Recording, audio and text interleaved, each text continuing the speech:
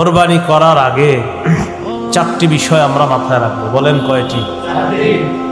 এক নাম্বার নিয়ত করা। বলেন এক নাম্বার।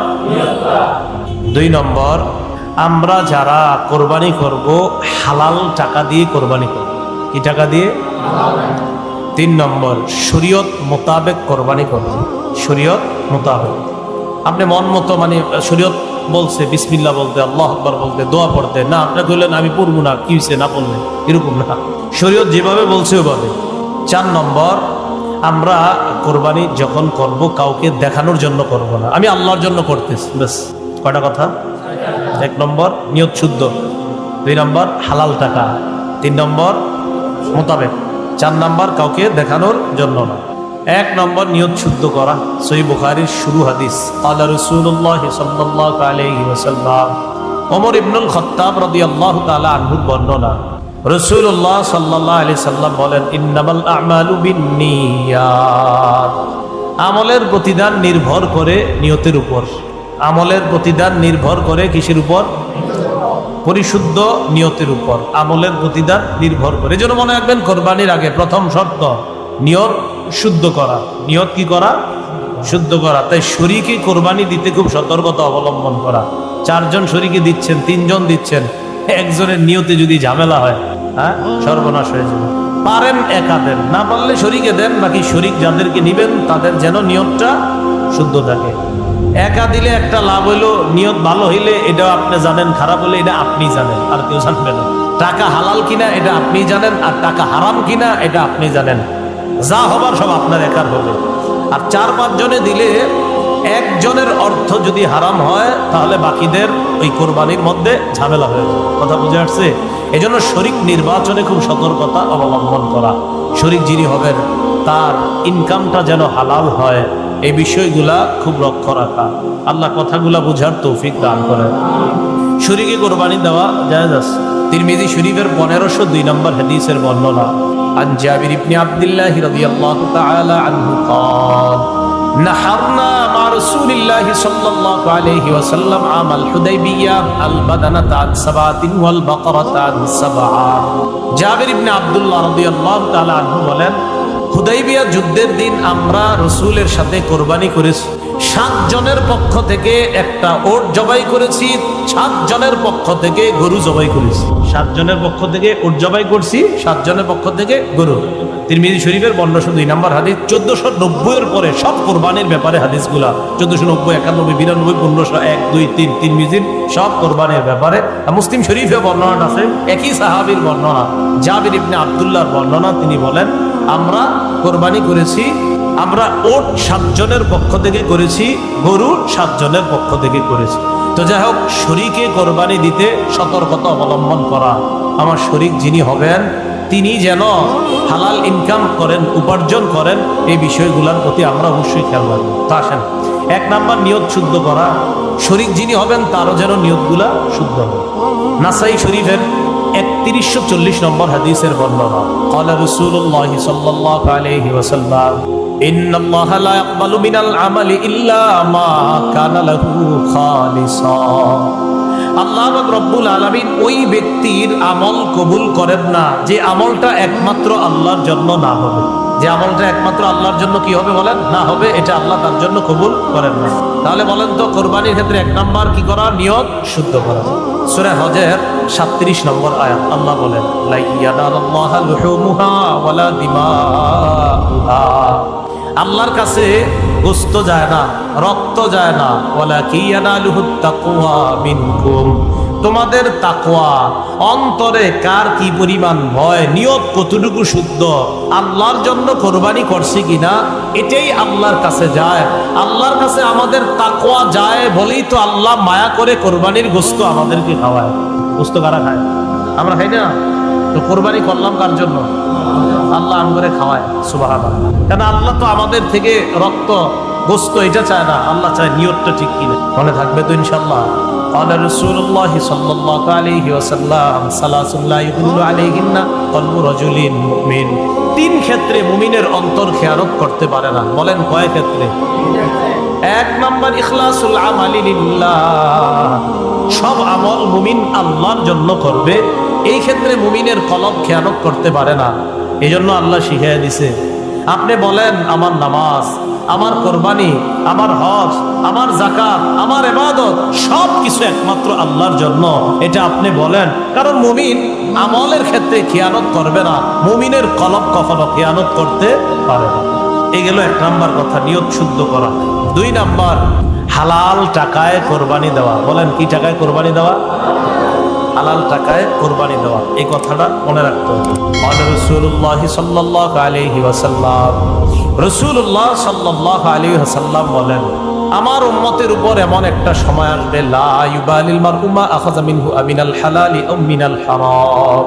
আমার উম্মতের উপর এমন একটা সময় আসবে, বুখারীর বর্ণনা, আমার উম্মত পরোয়া করবে না সে কি হালাল কামাই করলো না হারাম কামাই করলো, এটা উম্মত পরোয়া করবে না। হইলেই হইছে, বাস ইচ্ছা মতো কামাই করবে, চাই হারাম হোক চাই হালাল হোক। কিন্তু মনে রাখতে হবে, কোরবানি করতে হবে হালাল টাকায়। এখানে যদি বেশিরভাগ উপার্জন হারাম হয় অথবা পুরা উপার্জন হারাম হয় কোনো একজন শরীকের, তাহলে সবার কোরবানি বাতিল। কথাটা বুঝছেন নি? কোনো একজন শরীকের বেশিরভাগ উপার্জন যদি হারাম হয় অথবা পুরো অংশ যদি হারাম হয়, সবার কোরবানি বাতিল হয়ে যাবে। আল্লাহ হেফাজত করেন। এই জন্য শরীক নির্বাচনে সতর্কতা অবলম্বন করা। তো বলেন তো 2 নম্বর কাজে কি জানি? কোরবানির ক্ষেত্রে হালাল টাকায় কোরবানি দেওয়া। 3 নম্বর কি? শরীয়ত মোতাবেক কোরবানি দেওয়া। শরীয়ত মোতাবেক আল্লাহর নাম নিয়ে কোরবানি আদায় করা, কোরবানি দেওয়া। আল্লাহ পাক রব্বুল আলামিন বলেন, ওয়ালা তাকুলু মিম্মা লাম ইউযকার ইসমুল্লাহি আলাইহি। যেই পশু জবাই করার সময় আল্লাহর নাম নেওয়া হয় না, ওই পশুর গোশত তোমরা খাবে না।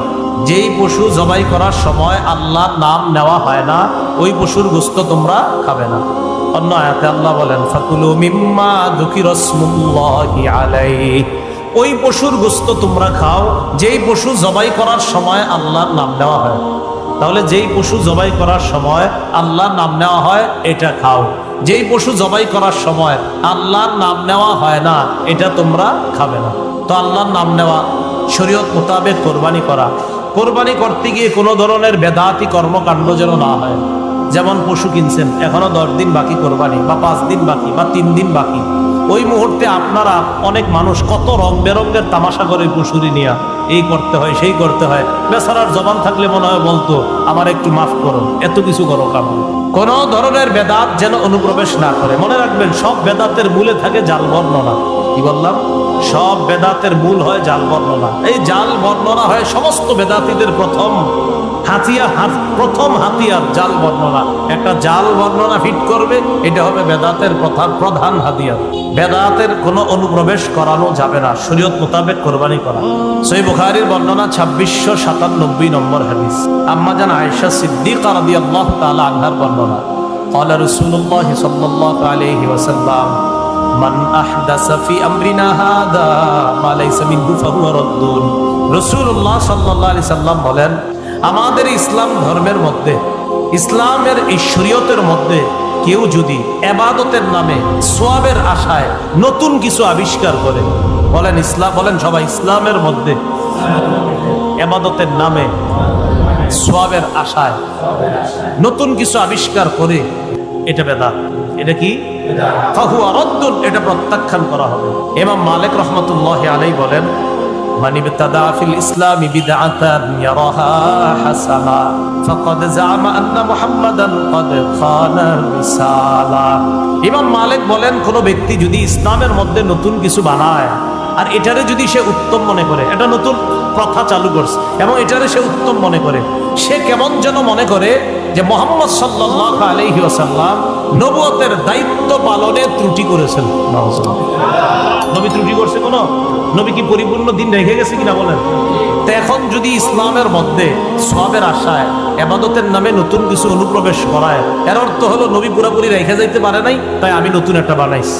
আল্লাহ হেফাজত করেন। قال رسول الله صلى الله عليه وسلم, নবীজি সাল্লাল্লাহু আলাইহি সাল্লাম বলেন, আনা ফারাতুকুম আলাল হাউজ।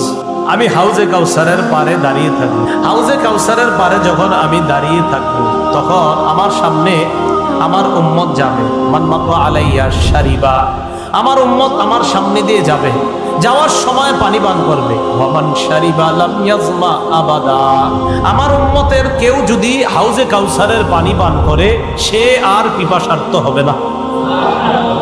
বুখারীর বর্ণনা। এরপরে রাসূল সাল্লাল্লাহু আলাইহি সাল্লাম বলেন, সুম্মা লা ইয়ারিদান্না আলাইয়া আকওয়ামুন আ'রিফুহুম ওয়া ইয়ারিফুনানি, এরপর আমার সামনে এমন একদল মানুষ যাবে আমার সামনে দিয়ে, যাদেরকে আমি চিনবো, তারা আমার উম্মত, তারাও আমাকে চিনবে।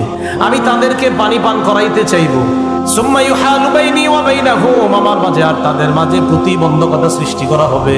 আমি বলবো ইন্নাহুম মিন উম্মতি, আল্লাহ এরা তো আমার উম্মত। আল্লাহর পক্ষ থেকে জবাব দেওয়া হবে, ইন্নাকা লা তাদরি মা আহদাসু বা'দাক, হাবিব আপনি জানেন না, আপনি দুনিয়া থেকে বিদায় নেওয়ার পর তারা নতুন নতুন কত বেদাত চালু করছে, আপনার জানা নাই। যখন নবী জানবে এই মানুষগুলা ইসলামের মধ্যে আমি যেই ধর্ম রেখে এসেছি, আমি যেই শরীয়ত রেখে গেলাম, এটার মধ্যে তারা নিজেদের মন মতো নতুন কিছু আবিষ্কার করছে, তখন নবী বলবেন, সুহকান সুহকান লিমান গায়্যারা দীনি, আমার সামনে থেকে দূর হও, যে আমার ইসলামকে, আমার রেখে আসা শরীয়তকে পরিবর্তন করে দিয়েছে, সে আমার সামনে থেকে দূর হও, আমি তোমার চেহারাটা দেখতেও চাই না। পানি পান করাবে দূরের কথা, ওই উম্মতকে বলবে দূর হও আমার সামনে। তাহলে হাউজে কাউসারের পানি নবী পান করাবে তাদেরকে, যারাই যাবে সামনে দিয়ে। নবী বলছেন আমার সামনে একদল মানুষ যাবে, যাদেরকে আমি চিনবো, তারাও আমাকে চিনবে, আমার আর তাদের মাঝে প্রতিবন্ধকতা সৃষ্টি করা হবে। আমি বলবো ইন্নাহুম মিন উম্মতি, তারা তো আমার উম্মত। জবাব দেওয়া হবে, ইন্নাকা লা তাদরি মা আহদাসু বা'দাক, আপনি জানেন না, আপনি দুনিয়া থেকে চলে আসার পর তারা কত নতুন কিছু আবিষ্কার করছে। নবীজি বলেন, তখন আমি বলবো সুহকান সুহকান লিমান গায়্যারা দীনি ওয়া ফি রিওয়ায়া বাদদালা দীনি, আমার ধর্ম, অর্থাৎ আমি যে ধর্ম রেখে আসলাম দুনিয়াতে, যে শরীয়ত রেখে আসছি, এটা যে পরিবর্তন করেছে, দূর হও আমার সামনে থেকে। আল্লাহ আমাদেরকে হেফাজত করেন। কয় নম্বর কথা গেল? 3, শরীয়ত মোতাবেক কোরবানি করা। 4 নাম্বার, কাউকে দেখানোর জন্য কোরবানি না করা। 4 নাম্বারটা এমনি বলতে পারি যে রিয়া মুক্ত কোরবানি করা। বলেন, রিয়া মুক্ত কোরবানি করা, লৌকিকতা মুক্ত কোরবানি করা, লৌকিকতা মুক্ত কোরবানি করা, লোক দেখানো ছাড়া কোরবানি করা। লোক দেখানোর কোরবানি যদি হয় তাহলে এটা কিন্তু মুশকিল হয়ে যাবে, এটা আল্লাহ কবুল করবেন না। তিরমিজি শরীফের লম্বা হাদিস, 2382 নম্বর হাদিস। এই হাদিসের মধ্যে আছে রাসূলুল্লাহ সাল্লাল্লাহু আলাইহি ওয়াসাল্লাম 2380, 2381, 82, 2383 এই হাদিসগুলো সব রিয়ার ব্যাপারে। রাসূল বলেন, মাইয়ুরাই ইউরাইল্লাহ ওয়া মাইয়ুসাম্মি' ইউসাম্মি'ুল্লাহ, যে কাউরে দেখানোর জন্য কোনো আমল করে, কিয়ামতের মাঠে আল্লাহ তারে দেখায়া দিবেন। মানে এই রিয়ার পরিবর্তে যে গজব আল্লাহ দিবেন সেটাও সে দেখতে পাবে। ওমাইয়ুসাম্মি', যে মানুষকে শোনানোর জন্য কিছু করে, যে মানুষ আমারে বলবে আমি শাইখুল হাদিস, আমি বড় মুহাদ্দিস, এটা আমারে বলবে, আল্লাহ কিয়ামতের ময়দানেও তাকে ভয়ঙ্কর কিছু শুনিয়ে দিবেন। বলেন নাউজুবিল্লাহ।